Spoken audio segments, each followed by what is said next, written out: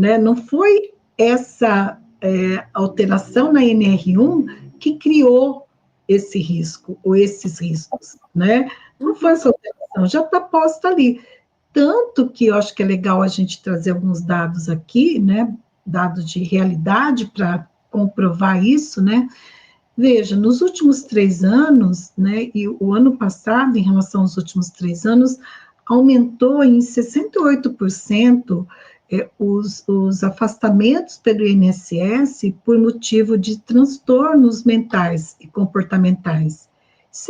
Isso é um absurdo, né? Em termos de assédio no trabalho, assédios, né, que é um tema tabu aí nas organizações, o ano passado, comparado também a 2020, então veja, nos últimos 4 anos, houve um aumento de mais de 600% nas reclamatórias trabalhistas, isso, a fonte é Tribunal Superior do Trabalho, tá? Nas reclamatórias trabalhistas, tendo como motivo assédios no trabalho.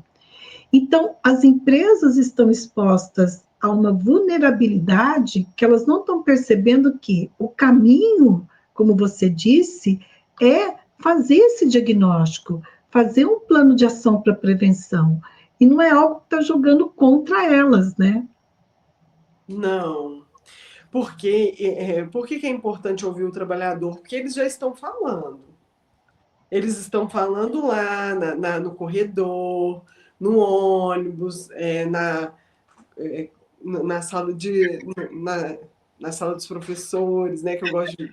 Outro dia fiz um trabalho com os professores, então lembrei disso, né? O quanto que o trabalhador fala, eles já estão falando, né? E eles já estão percebendo. Então, é preciso que as pessoas, que os responsáveis pelas empresas os escute para então fazer alguma coisa. Então, esse medo de eles vão ver coisas que não estavam vendo, eles já estão vendo. Só que eles estão falando num lugar onde não tem como a gente intervir, onde a empresa não tem como intervir e vira só queixa e insatisfação. Perfeito. Né? Perfeito. Nada como uma análise psicanalítica, né?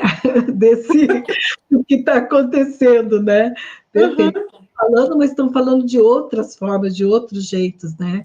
Agora, o quanto que as empresas e os profissionais, né, que fazem a gestão de pessoas estão com essa escuta realmente ativa, né? Porque a gente ouve muito falar de escuta ativa, tá, mas será que realmente estão escutando o que os trabalhadores estão gritando, né? Estão sinalizando?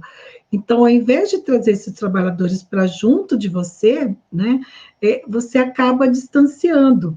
Eu lembrei que eu trabalhei como gestora de RH por quase 14 anos, né? Você sabe disso. Sim. E eu trabalhei numa empresa jornalística durante 5 anos, fazendo a gestão da área de RH. E nos últimos 2 anos, que eu fiquei 5 anos nessa empresa, nos últimos 2 anos, eu fui me reportar à superintendência. Então, o RH era assessoria da superintendência. E quem eram os sindicatos, né? Isso há 25 anos atrás, né, que eu trabalhei nessa empresa, os sindicatos tinham um poder muito grande. Então, eram os sindicatos dos jornalistas e os sindicatos dos metalúrgicos, que eram 2 sindicatos muito fortes. Jornalista, eu tenho vários jornalistas na família, e são profissionais extremamente críticos, né? Eles são formados para isso.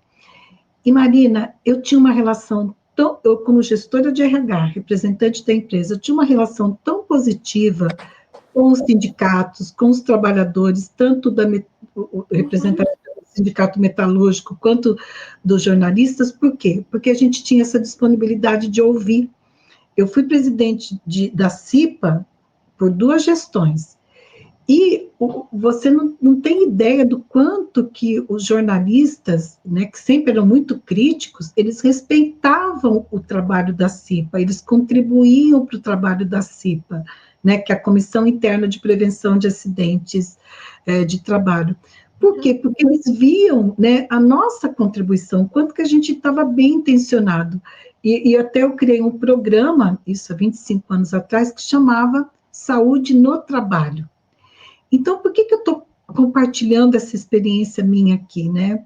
Porque quando a empresa tem uma atitude de ouvir e de ser parceira desses trabalhadores, até mesmo dos sindicatos, né, ela não tem por que ter medo. Muito pelo contrário. Uhum. Então, eu vejo que são situações que as empresas precisam ter um outro olhar, né, um outro posicionamento em relação a essas questões que estão aí, né, a esses medos, como você disse, né, é uma mudança, gera angústia, mas será que não está na hora, né, de se posicionar de uma outra maneira, né, como você bem disse, eles estão falando, né? Sim, e falam não só falam entre si, como falam no sintoma, né, no adoecimento. Porque aquilo que não é expresso, não muda nessa estrutura organizacional, vem para o corpo como sintoma. Então, os adoecimentos psicológicos, eles são modos de dizer, ou seja, quando a palavra falha, né, vem o adoecimento. E o adoecimento é ruim para todo mundo. Outra coisa também que eu gosto sempre de lembrar que não é um nós contra eles. Né? Isso é muito século passado. Né? O século XXI, ele tem mostrado que é o fazer junto, é a gente uns com os outros. E a gente tem que... E que eu não vou crescer sozinha, né? Para que o meu ecossistema, é um ecossistema, para que algo do meu microsistema aqui se desenvolva, o do vizinho também tem que se desenvolver, né? Então, para a empresa e o trabalhador, não é um nós contra eles, né? Não é um contra o outro. Porque todos eles ali, eles fazem parte de um ecossistema e que precisam uns dos outros. Então, quando uma empresa consegue romper com essa ideia de que estão contra nós, né? Que isso é para prejudicar a gente, que isso é para jogar mais uma coisa nas nossas costas. Quando a empresa rompe com essa percepção e consegue escutar de fato o que está acontecendo ali dentro, né, dessa organização de trabalho, os resultados são muito, muito bons, muito positivos, são muito interessantes. Com certeza. E